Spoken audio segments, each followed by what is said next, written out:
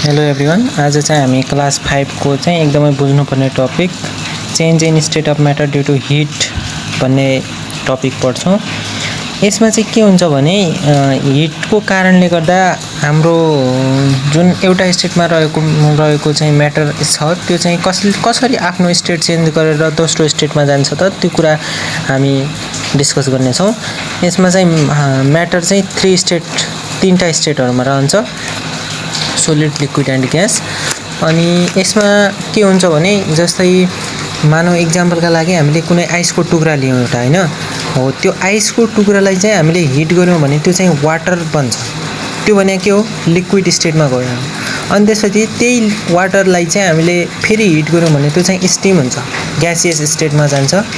अनि यसमा बुझ्नुपर्ने कुरा के हो भने यदि हामीले हिट गर्दैछौँ कुनै फर्स्ट मानौ हामीले आइसलाई हिट गर्यौँ हैन, आइसलाई हिट गर्यौँ जुन सोलिड स्टेटमा थियो त्यसलाई हिट गर्दाखेरि चाहिँ हाम्रो के भयो त स्टेट चेन्ज भयो, वान स्टेट अफ म्याटरबाट सेकेन्ड स्टेट अफ म्याटरमा गयो हो। अब यसमा बुझ्नुपर्ने कुरा के हो भने हामीले कुनै कुरालाई यदि हिट गर्दैछौँ फेरि केमा गयो त्यो अर्को स्टेटमा, स्टेट के भयो त चेन्ज भयो।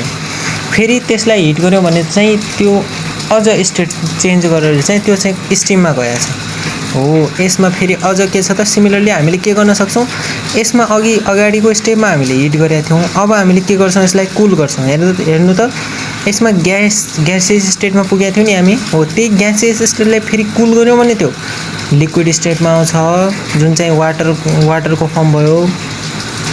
अनि त्यसपछि लिक्विडलाई फेरि कुलिङ गर्यौँ भने हामीले जुन चाहिँ आइस सोलिड स्टेटमा जान्छ हो। यसमा हामीले के बुझ्नुपर्छ त स्टेट म्याटरको स्टेट चाहिँ हिट गर्दा र कुल गर्दा चाहिँ चेन्ज हुने रहेछ भन्ने कुरा चाहिँ हामीले बुझ्यौँ।